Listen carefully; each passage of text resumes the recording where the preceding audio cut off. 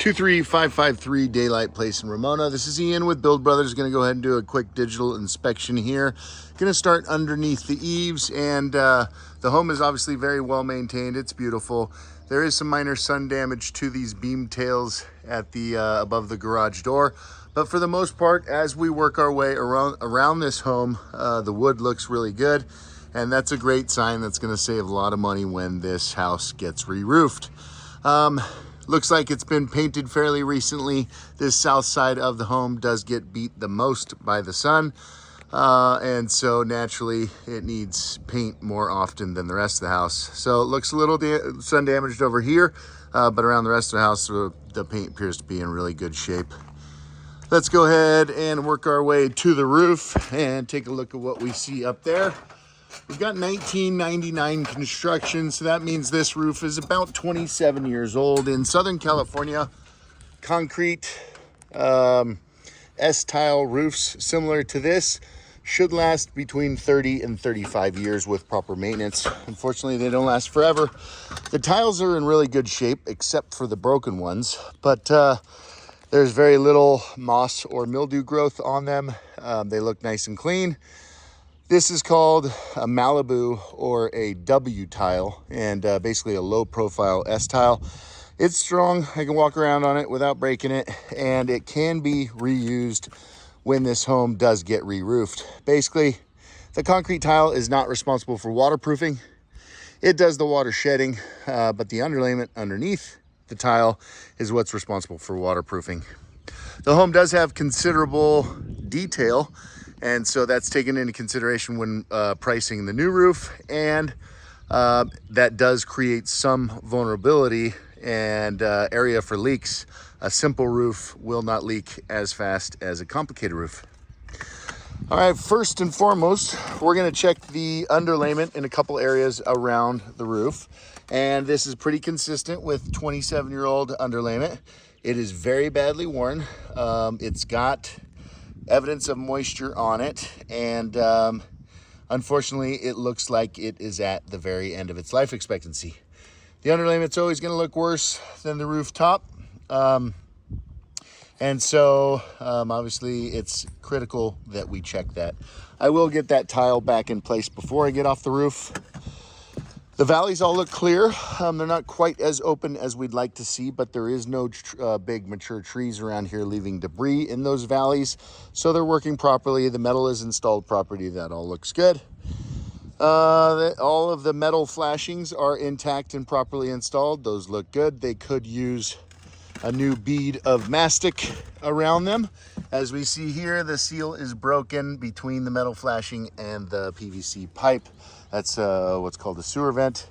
This is a little architectural detail that creates some vulnerability, although it does still look good and working properly. It's got a cricket in there to divert the water out of that dead space.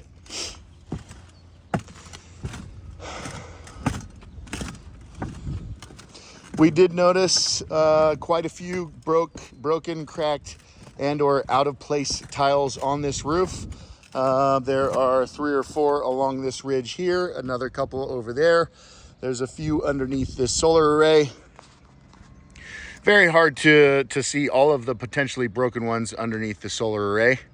I think I counted 41 solar panels on this roof. Solar looks to be professionally installed. It's a Solar City system. When it does come time to re-roof this home, there were some early Solar City contracts that included the removal and reinstall of the solar. And so that would save a bunch of money if that's included in the contract for this home. All right, this tile was slipped and out of place, and so naturally the underlayment was not exposed. I had to finish sliding this tile out of place to see it. But here we can that gives you an idea of just how bad this underlayment really is. I did not expect to find underlayment in that poor condition on a roof that's 27 years old. And so I wasn't expecting to recommend a full re-roof. But after seeing that, I'm gonna provide both options. An extensive roof tune-up where we will replace all of the cracked and all the accessible cracked, broken and out of place tiles. Does not include removing all of the solar, because that's obviously a much more extensive project.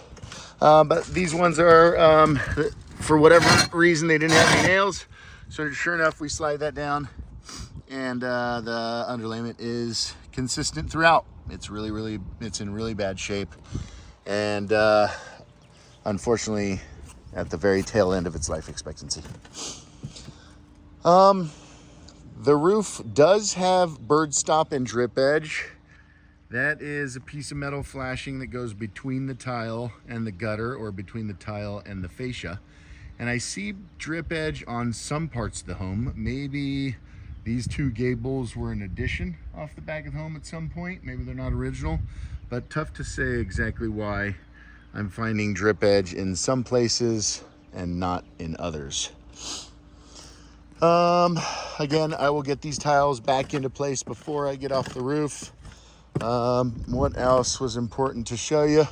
Oh, as far as the detail, we got valley here, and that just makes for a little bit of vulnerability.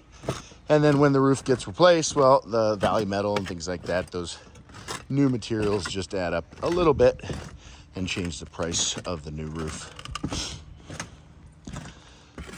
Again, based on age and condition, this could go either way. A tune-up could be viable, and would get another 5+ year, potentially 5 years of usable life out of this roof. But as we look at that underlayment, it's in really rough shape.